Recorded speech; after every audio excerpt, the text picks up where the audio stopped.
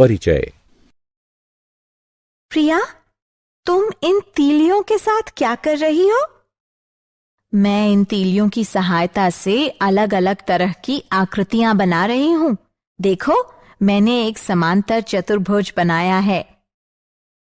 ये तो अच्छा है। क्या अब तुम एक त्रिभुज बना सकती हो?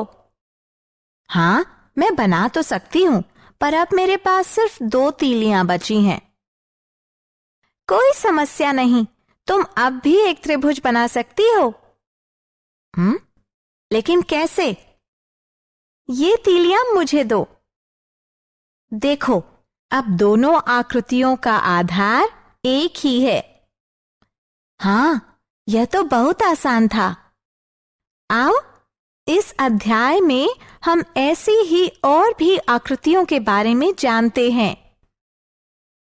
उद्देश्य। इस पाठ के अंत में आप निम्न करने में सक्षम हो जाएंगे। एक ही आधार पर तथा एक ही समांतर रेखाओं के बीच की आकृतियां बनाना। एक ही आधार पर तथा एक ही समांतर रेखाओं के बीच के समांतर चतुर्भुजों को समझना। एक ही आधार पर तथा एक ही समांतर रेखाओं के बीच के त्रिभुजों को समझना। समांतर चतुर्भुजों और त्रिभुजों के क्षेत्रफल से संबंधित प्रमेयों को सिद्ध करना। समांतर चतुर्भुजों और त्रिभुजों के क्षेत्रफल से संबंधित उदाहरणों को हल करना।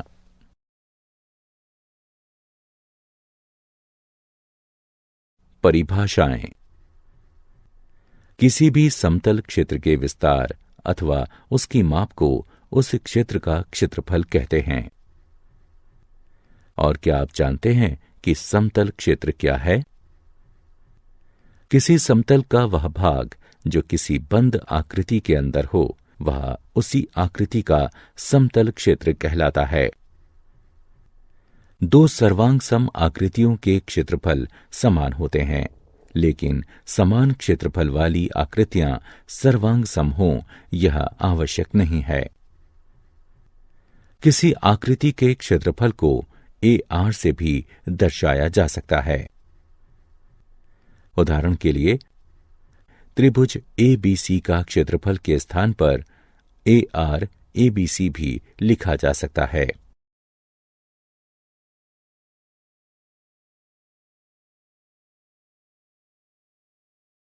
एक ही आधार पर बनी आकृतियां।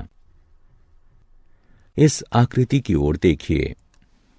यहां 2 आकृतियां हैं, एक आयत ABCD और एक समांतर चतुर्भुज CDEF। अब हम देख सकते हैं कि दोनों आकृतियों में आधार CD उभयनिष्ठ है। ठीक इसी तरह इस आकृति में त्रिभुज ABC और त्रिभुज BCD एक ही आधार BC पर स्थित हैं। अब इस आकृति को देखें। इसमें एक त्रिभुज ECD और एक समांतर चतुर्भुज ABCD दोनों एक आधार यानी CD पर स्थित हैं।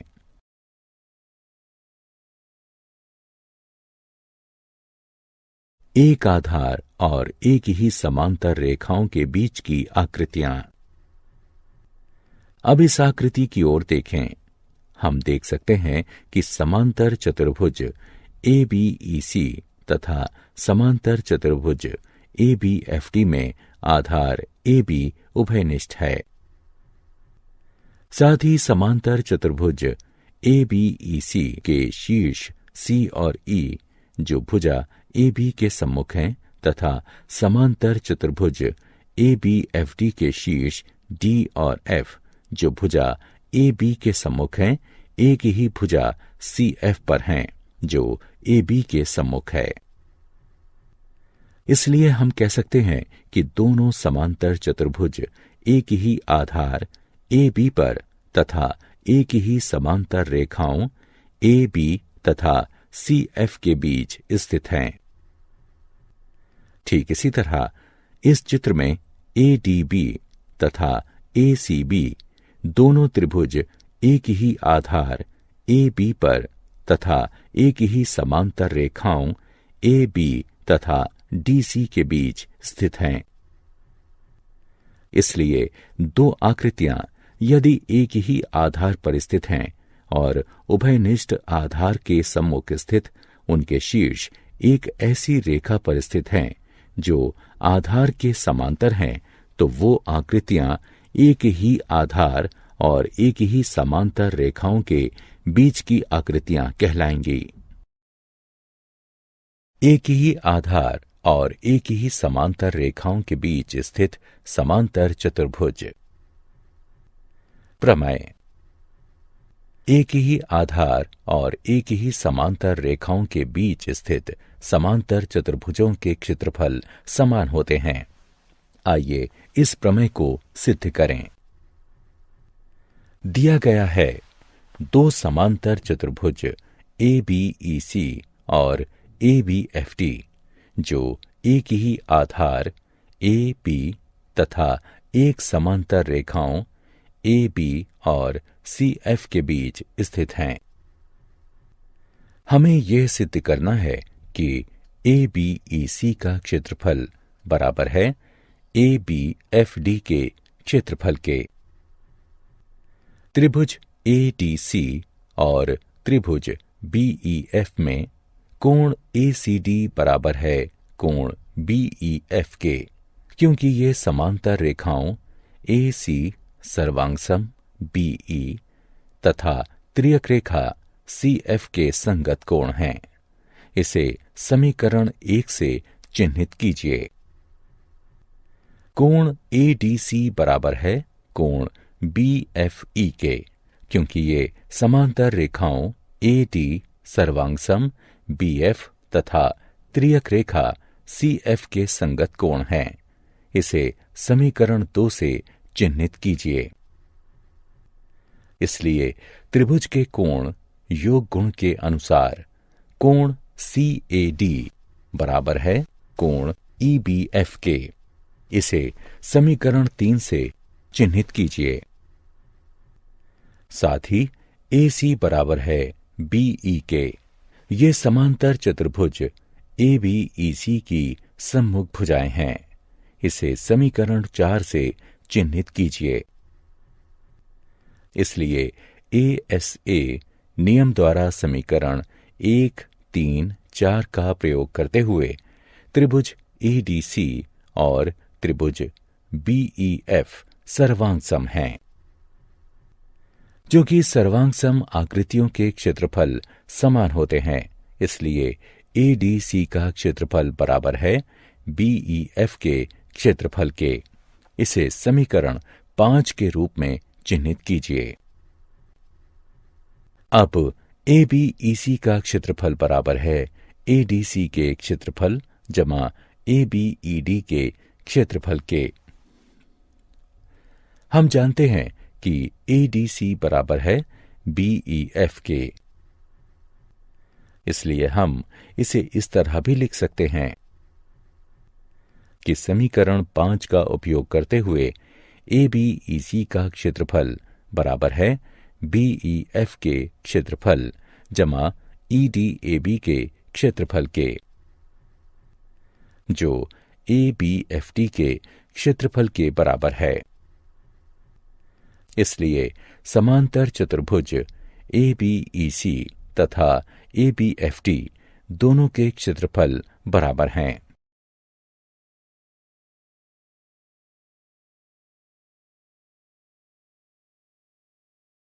प्रमेय का विलोम। अब हम सिद्ध कर चुके हैं कि एक ही आधार और एक ही समांतर रेखाओं के बीच स्थित समांतर चतुर्भुजों के क्षेत्रफल समान होते हैं।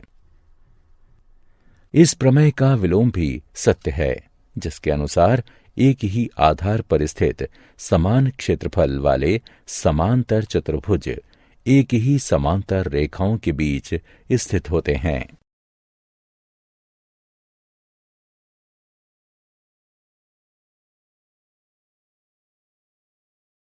उदाहरण: यदि एक समांतर चतुर्भुज और एक त्रिभुज एक ही आधार और एक ही समांतर रेखाओं के बीच स्थित है, तो सिद्ध कीजिए कि समांतर चतुर्भुज उसी त्रिभुज जैसे दो त्रिभुजों से बना होता है। मान लेते हैं कि एक उभयनिष्ठ आधार BC पर और एक ही समांतर रेखाओं AE और BC के बीच समांतर चतुर्भुज ABCD और एक त्रिभुज EBC स्थित है।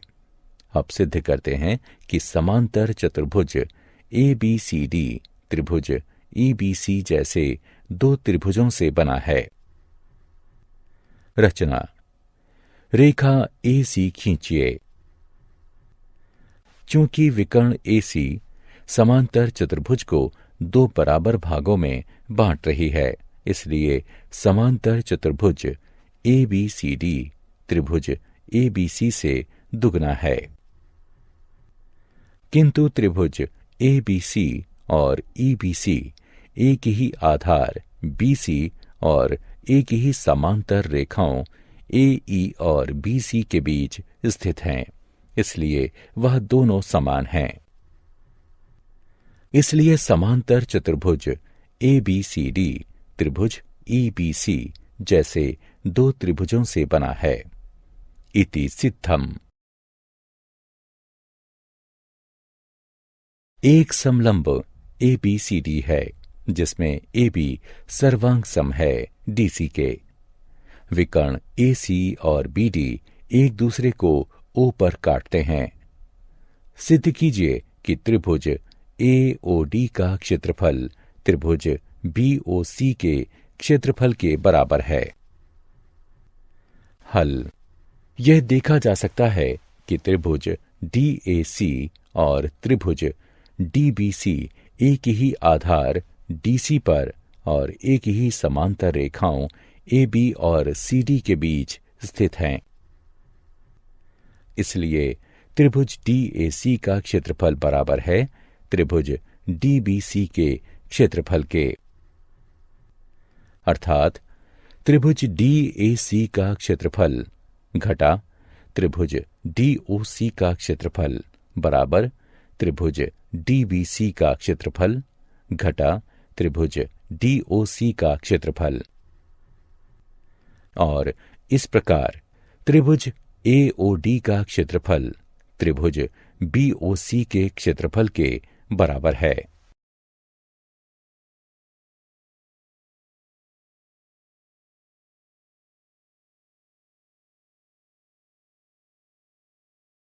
एक ही आधार तथा एक ही समांतर रेखाओं के बीच स्थित त्रिभुज। प्रमेय। एक ही आधार या बराबर आधारों और एक ही समांतर रेखाओं के बीच स्थित त्रिभुजों के क्षेत्रफल समान होते हैं। दिया गया है एक ही आधार BC और एक ही समांतर रेखाओं BC तथा AD के बीच स्थित दो त्रिभुज ABC और DBC हैं। सिद्ध करना है त्रिभुज ABC का क्षेत्रफल बराबर है त्रिभुज DBC के क्षेत्रफल के। रचना। B से होते हुए CA के समांतर E पर बनी DA को काटती हुई BE खींचिए और C से होते हुए BD के समांतर F पर बनी AD को काटती हुई CF रेखा खींचिए। उत्पत्ति। निर्माण के अनुसार हमारे पास दो समांतर रेखाएं BE और CA हैं और BC EA के समांतर है, ये हमें दिया गया है। इसलिए चतुर्भुज BCAE एक समांतर चतुर्भुज है। ठीक इसी तरह BCFD भी एक समांतर चतुर्भुज है। अब समांतर चतुर्भुज BCAE तथा समांतर चतुर्भुज BCFD एक ही आधार BC तथा एक ही समांतर रेखाओं BC तथा AD के बीच स्थित हैं। इसलिए समांतर चतुर्भुज BCAE का क्षेत्रफल बराबर है समांतर चतुर्भुज BCFD के क्षेत्रफल के। इसे समीकरण 1 से चिन्हित कीजिए। हम जानते हैं कि समांतर चतुर्भुजों के विकर्ण उसे बराबर क्षेत्र वाले दो त्रिभुजों में बांट देते हैं। इसलिए त्रिभुज DBC का क्षेत्रफल बराबर होगा समांतर चतुर्भुज BCFD के क्षेत्रफल के आधे के। इसे समीकरण 2 से चिन्हित कीजिए। और त्रिभुज ABC का क्षेत्रफल बराबर है समांतर चतुर्भुज BCAE के क्षेत्रफल के आधे के। इसे समीकरण 3 से चिन्हित कीजिए। अब समीकरण 1 से समांतर चतुर्भुज BCAE का क्षेत्रफल बराबर है समांतर चतुर्भुज BCFD के क्षेत्रफल के। इसलिए समांतर चतुर्भुज BCFD का आधा क्षेत्रफल बराबर है समांतर चतुर्भुज BCAE के आधे क्षेत्रफल के। इसलिए सिद्ध होता है कि त्रिभुज ABC का क्षेत्रफल बराबर है त्रिभुज DBC के क्षेत्रफल के। इस प्रमेय का विलोम कथन भी सत्य है, जिसके अनुसार समान क्षेत्रफल वाले दो त्रिभुज जिनके आधार एक ही हैं या बराबर हैं, एक ही समांतर रेखाओं के बीच स्थित होते हैं।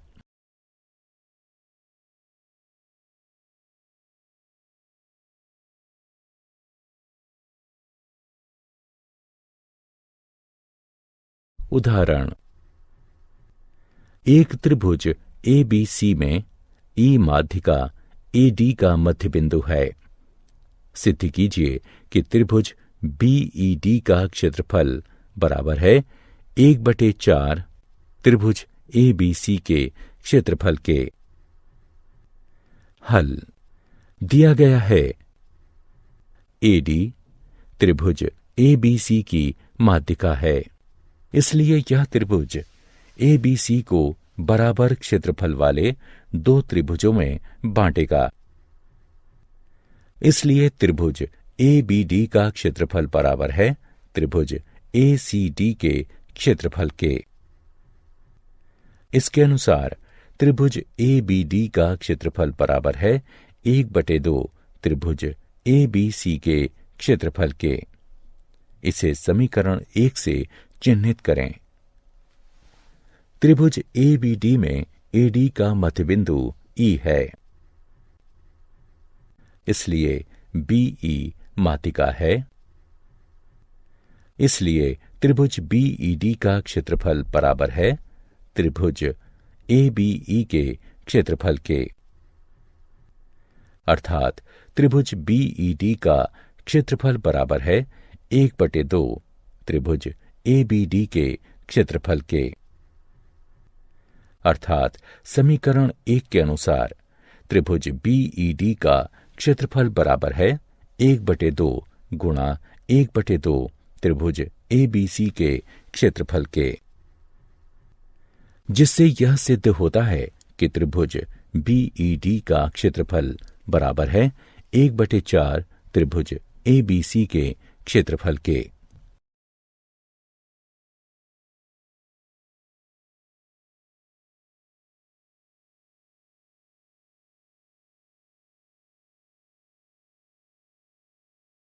सिद्ध करिए कि किसी समांतर चतुर्भुज के विकर्ण उसे बराबर क्षेत्रफल वाले 4 त्रिभुजों में विभाजित कर देते हैं।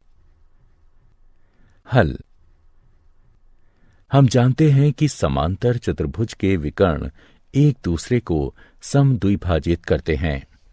इसलिए O, AC और BD का मध्य बिंदु है। त्रिभुज ABC में BO माध्यिका है, इसलिए यह इसे बराबर क्षेत्रफल वाले दो त्रिभुजों में विभाजित करेगा। इसलिए त्रिभुज AOB का क्षेत्रफल बराबर है त्रिभुज BOC के क्षेत्रफल के। इसे समीकरण 1 से चिन्हित करें। त्रिभुज BCD में CO माध्यिका है, इसलिए त्रिभुज BOC का क्षेत्रफल बराबर है त्रिभुज COD के क्षेत्रफल के। इसे समीकरण 2 से चिह्नित कीजिए। ठीक इसी तरह त्रिभुज COD का क्षेत्रफल बराबर है त्रिभुज AOD के क्षेत्रफल के। इसे समीकरण 3 से चिह्नित करें। समीकरण 1, 2 और 3 से हमें यह पता चलता है कि त्रिभुज AOB का क्षेत्रफल बराबर है त्रिभुज BOC के क्षेत्रफल के, जो कि बराबर है त्रिभुज COD के क्षेत्रफल के, जो कि बराबर है त्रिभुज AOD के क्षेत्रफल के। इसलिए यह सिद्ध हुआ कि किसी समांतर चतुर्भुज के विकर्ण उसे बराबर क्षेत्रफल वाले 4 त्रिभुजों में विभाजित कर देते हैं। क्या आप जानते हैं, सिकंदरिया के हीरोन 1 शताब्दी ईसा पूर्व ने त्रिभुज के क्षेत्रफल के सूत्र की खोज की थी। गणित के इतिहास में वह सबसे अधिक इसी सूत्र के कारण जाने जाते हैं, जिसका नाम उन्हीं के नाम पर है।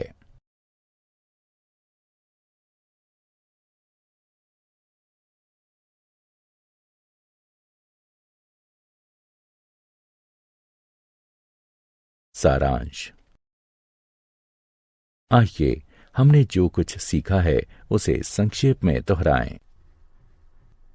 किसी आकृति का क्षेत्रफल वह संख्या किसी इकाई में है जो उस आकृति के अंदर आने वाले समतल को दर्शाती है।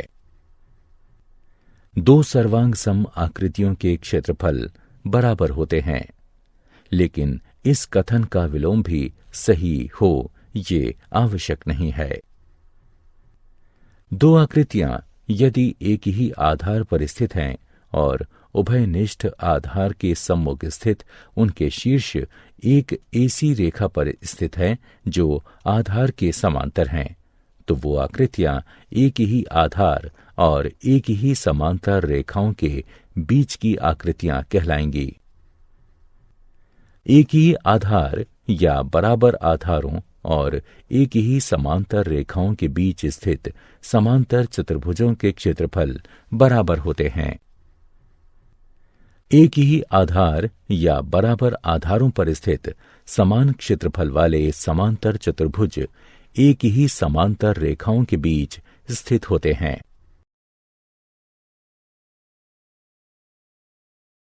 एक ही आधार या बराबर आधारों और एक ही समांतर रेखाओं के बीच स्थित त्रिभुजों के क्षेत्रफल समान होते हैं।